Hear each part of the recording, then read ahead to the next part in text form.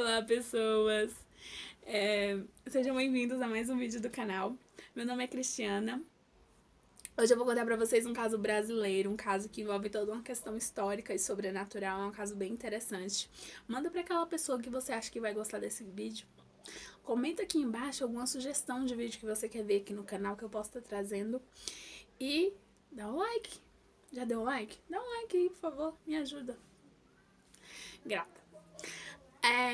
O caso que eu vou contar hoje ficou conhecido como Castelinho da Ruapa. É um caso bem interessante e para isso a gente vai ter que voltar lá em 1912. 1912, gente, São Paulo, né? Não preciso nem falar. São Paulo era totalmente diferente. Era uma realidade muito diferente da de hoje. E uma coisa que acontecia muito naquela época é que as pessoas que tinham dinheiro, que tinham status, elas gostavam muito de São Paulo. No meio disso tinha o Dr. Virgílio. O Dr. Virgílio era um médico conhecido, ele tinha muitas posses, muitas propriedades. E ele era casado com assim, uma mulher chamada Maria Cândida, mais conhecida como Candinha, como ela era conhecida. E ele decidiu dar um castelo para ela de presente. E esse castelo era assim, ele decidiu fazer tudo com muito capricho, com muito amor. E ele mandou fazer uma. Gente, ele mandou, pra vocês terem uma ideia, ele mandou chamar arquitetos da francesa, porque ele queria um castelo medieval com arquitetura francesa. A parte artística também foi toda feita por artistas franceses. Gente, assim, as pinturas dos vitrais, ficou tudo perfeito. Aonde eles jantavam não tinha teto.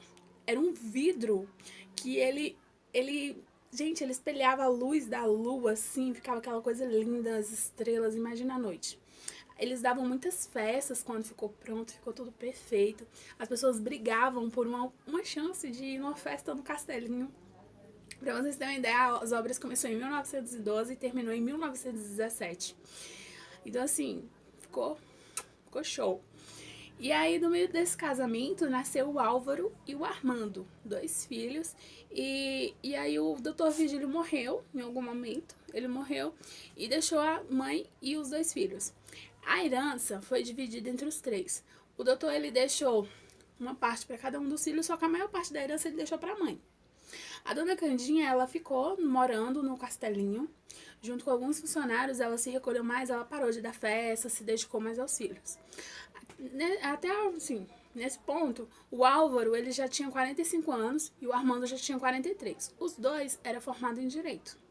E aí, tipo assim, cada um tinha sua casa, sua vida, porém o escritório dos dois era no castelinho. E aí eles iam lá direto, eles se cruzavam muito. E aí mora o problema, por quê? Os dois tinham, gente, eles tinham uma personalidade muito diferente um do outro. E eles brigavam muito. A ponto assim de a dona Candinha ter que estar sempre se metendo no meio para apartar a briga deles. Porque eles brigavam muito. E aí o tempo se passa. E aí o Álvaro, ele decide que vai viajar. Ele vai pra França. Quer passar um tempo lá, diz que vai viajar. Vai. Quando ele volta com a ideia de que fazer um ringue de patinação. E aí o que acontece? Ele não tem dinheiro para isso. E ele não tem dinheiro nem espaço. A ideia dele era o quê? A família, uma coisa que eu não contei pra vocês. O doutor, o médico, o pai da família, eles tinham várias propriedades. No meio dessas propriedades, eles tinham o cinema Broadway, que ficava na rua São João. Na rua São João. Desculpa. E aí ele decidiu, ele ia precisar do espaço, então a família ia ter que abrir mão do espaço do cinema, que era uma renda já segura da família, além das que eles já tinham. E também a família teria que investir. Só que, quando ele foi falar com o irmão e com a mãe, os dois negaram, eles não acharam uma boa ideia e eles não concordaram com aquilo. E ele ficou naquela coisa. Há uma questão também importante. A maior parte da herança ficou para a dona Candinha. E aí que o doutor Virgílio deixou para ela, só que deixou partes pequenas ali para os filhos. Só que quem administrava era o Armando, as coisas, a herança da dona Candinha. Porém, para ele mexer em qualquer coisa, para ele tirar R$ 1, ele precisava do aval da dona Candinha e a dona Candinha não concordou. Então, assim, ele ficou de mãos atadas e aí eles brigaram muito, teve toda uma discussão. E ele, o que ele fez? antes de falar com o pai e a mãe. Por que ele ficou muito puto da vida?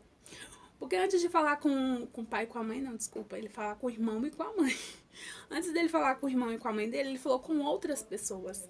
E ele chegou a assinar promissórias, ele fez acordo e tal. E aí ele ficou muito puto porque ele achou que os dois iam concordar com ele e ia topar fazer esse negócio com ele. E eles brigaram bastante e tal. E até o ponto assim que ele não queria voltar atrás, porque pra ele seria vergonhoso. Só que, de tanto ele ver que não ia dar certo, ele deu o braço a torcer e ele decidiu voltar atrás no acordo. Ele era advogado, ele era um homem que conhecia muitas coisas, ele era um homem instruído. E aí ele foi ali organizar as promissórias e tal, para conversar com o pessoal. E no meio disso tudo, ele percebeu que ele tomou um golpe, porque as promissórias estavam fraudadas. Ele assinou um monte de documento fraudado, os valores estavam acima do que tinha sido combinado. Então, assim, ele percebeu que ele tomou um golpe. A vida financeira do cara foi por água abaixo. E aí ele falou com o irmão dele, e nem preciso falar pra vocês, né, que deu uma confusão. Tem um relato que diz que o Armando, ele pediu para um outro advogado chamar um psiquiatra. Por quê? Para fazer uns exames no irmão dele, porque ele acreditava que o irmão dele não estava bem. E aí, assim, deduziu-se, gente, que qual era o intuito disso? Porque naquela época, se você fosse diagnosticado como qualquer coisa psiquiátrica, você perdia o total controle da sua vida, inclusive dos seus bens, da sua vida financeira, tudo assim. E aí foi levantado que talvez ele tenha pedido por causa disso. E eles brigavam muito por causa de questões de dinheiro, várias coisas, eles não se davam bem. E em 12 de março de 1937, ele recebeu um telefonema dizendo pra ele ir pro Castelinho. E aí tem duas versões dessa história. Tem uma versão que fala que quem ligou pra ele foi o irmão dele. Foi o irmão dele que ligou, o Armando ligou pra ele. E tem uma outra segunda versão que diz que foi uma terceira pessoa, que não foi nem o Armando e nem a mãe, foi uma outra pessoa. E vocês vão entender por que as pessoas acreditam que tinha outra pessoa na casa. Ele foi lá, e quando ele chegou lá, eles tiveram uma briga muito feia, discutiram assim como nunca. E no meio disso houve alguns disparos. A dona Candinha, ela chegou a levar 3 tiros. Primeiro foi passado isso, que ela tinha levado 3 tiros. E depois foi descoberto mais coisas. Os empregados não estavam na casa nesse momento. A dona Candinha morava com alguns empregados e assim, ninguém escutou nada. Quem estava na casa não escutou nada. E alguns falou que não estavam na casa. Quando os empregados descobriu, chegou lá, chamou a polícia, aparentemente o crime aconteceu por volta das 9 horas da noite, a polícia chegou no outro dia. No outro dia os empregados chegaram, ligaram pra polícia. E assim, a dona Candinha, ela tava próxima a uma escadaria e os dois irmãos estavam um do lado do outro. A dona Candinha, ela levou 3 tiros. E aí, o que a polícia deduziu de cara? Com o histórico de que um irmão era mais esquentado que o outro, tinha dívidas, tinha vários probleminhas aí. Eles concluíram que o Álvaro matou a mãe, o irmão e depois se suicidou. Só que isso não foi aceito, isso não é aceito até hoje. Por quê? Ele estava com 2 tiros no peito. Isso é muito improvável uma pessoa se suicidar com 2 tiros no peito. E as balas, gente, saíram de uma arma que estava registrada no nome do Álvaro. Os tiros saíram de uma arma que estava registrada no nome do Álvaro. E aí, o que acontece? O Álvaro, ele era canhoto. E aí, os irmãos, eles estavam caídos, a dona Candinha estava perto de uma escadaria, e os irmãos estavam caídos um do lado do outro. Só que o Álvaro, ele era canhoto, e a arma estava caída do lado contrário. E aí, tipo, não dava tempo dele ter trocado, assim, era pouco provável.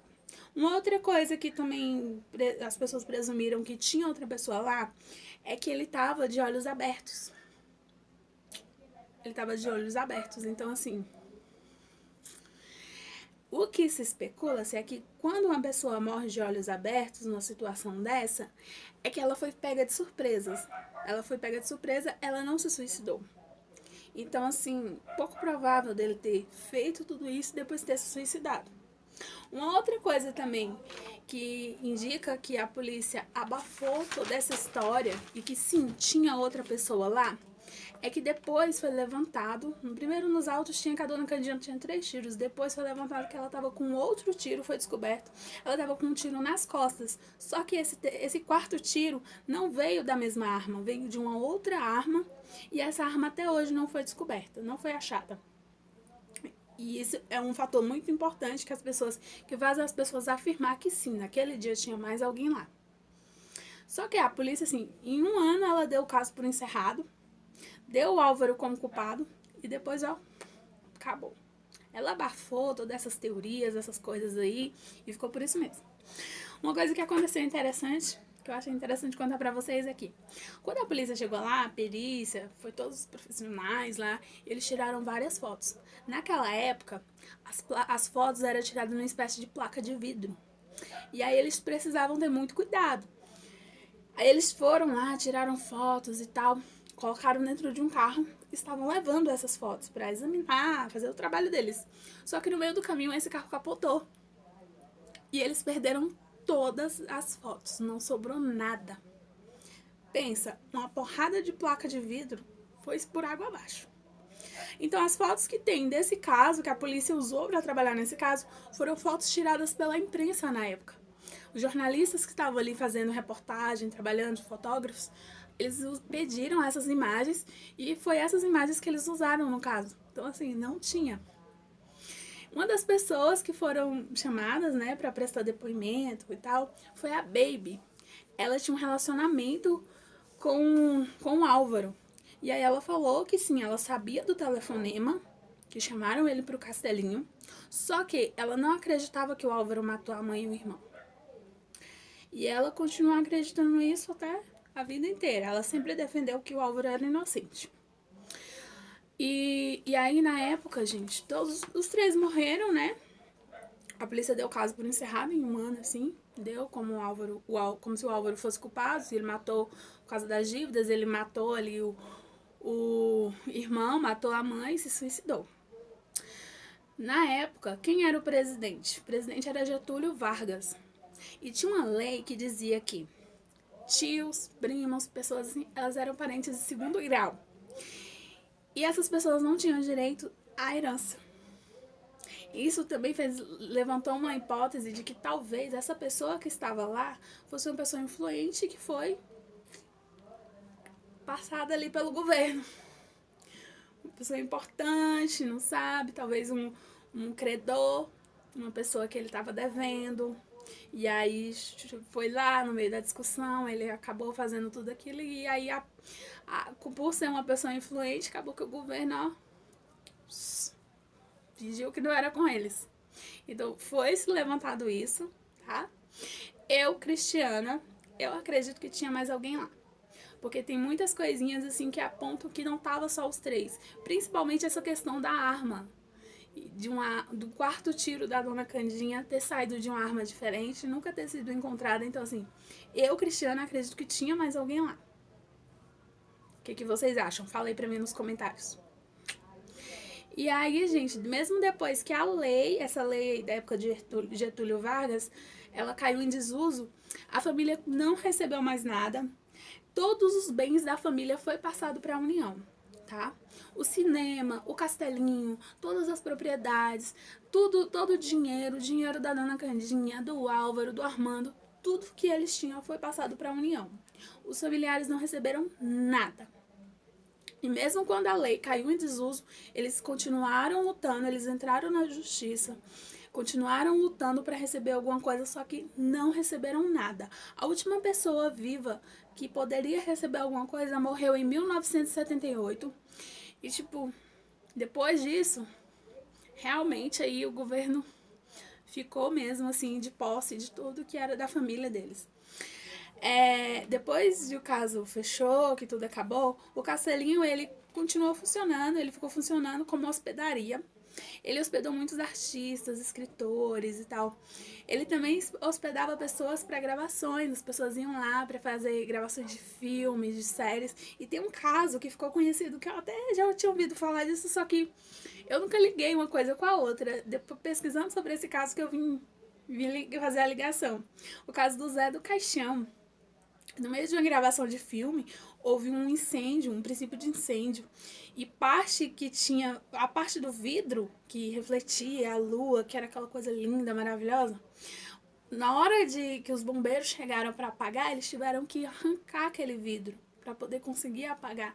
E esse incêndio também, ele acabou com a estrutura do castelinho. E aí juntou a questão de o telhado ficou aberto, chovia muito. Aí, gente, o incêndio, a chuva, o sol, juntou várias questões. E assim, foi só acabando com a estrutura do castelinho. E aí, ele ficou abandonado depois disso, ficou abandonado durante algum tempo. E São Paulo foi crescendo, né? No decorrer dessas coisas foram acontecendo, São Paulo ia crescendo, São Paulo ia crescendo. E aí, o que o castelinho virou? O castelinho virou um abrigo para moradores de ruas. E aí muitos moradores de rua, usuários de droga, iam dormir lá. E essas pessoas são as pessoas que mais têm relatos sobrenaturais sobre o local. Eles contam de ouvir gritos lá.